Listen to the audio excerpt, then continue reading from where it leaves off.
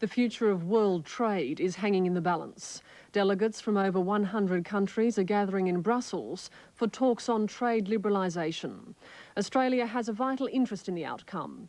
Unless Europe agrees to cut farm subsidies, the world could split into trade blocs.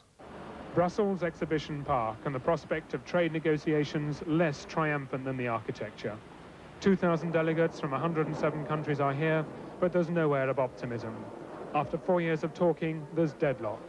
Now ministers and their advisers have just 4 days to confound the sceptics and themselves. That would be tragic, of course, if the entire negotiations were to collapse, and that certainly could happen. Mr. Joyter was last in Brussels just 3 weeks ago, when James Baker's delegation attempted to resolve the row over agriculture. They failed. The Americans and allies from the Cairns Group, led by Australia, want to see the community cut farm support by around 75% over the next 10 years.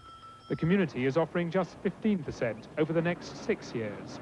They're miles apart, and it's the crucial issue. Everyone sees that that issue of agriculture is central. It has to be addressed early. The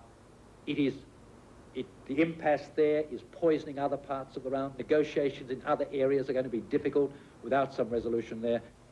Without concessions over agriculture and in other sectors like textiles, the developing nations are not going to give in to Western demands, to open their financial services sectors or to end the counterfeiting of Western brands. At stake are plans to cut tariffs by 1/3, protect patents and copyright, and strengthen the trade disputes procedure.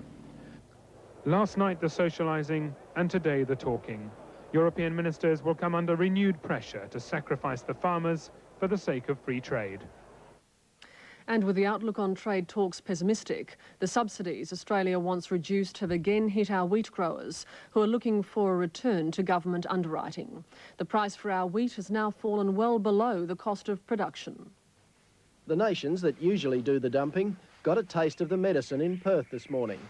Australian wheat farmers, angered by subsidised giveaways by Europe and the US, threw down grain outside the consulates of trade-warring nations. With half the harvesting still to be done, the position for Australian wheat growers is parlous. And last year they're getting $180 a tonne. This year revised down to $120. So you've got a situation where it's below cost of production. However, the Wheat Board says the situation can change, and sometimes quite quickly. There will always be ups and downs. This year happens to be a terrible year. It will get better. To try to keep growers in the industry, next week the Grains Council will be asking the federal government to bring back the 3-year system of price averaging for wheat payments to growers. It would mean an immediate injection of $395 million into growers' hands, allowing them to carry on to the next planting. Farm leaders vehemently deny that it's a disguised subsidy. It's a method of providing the grain industry with a survival mechanism so that it can withstand the downturns that occur. Considering that after handling costs, growers are now down to a first payment of around $69 a tonne and no firm promise on the level of the second payment, many must be wondering tonight whether it's worth finishing the harvest. The short answer is that it's not.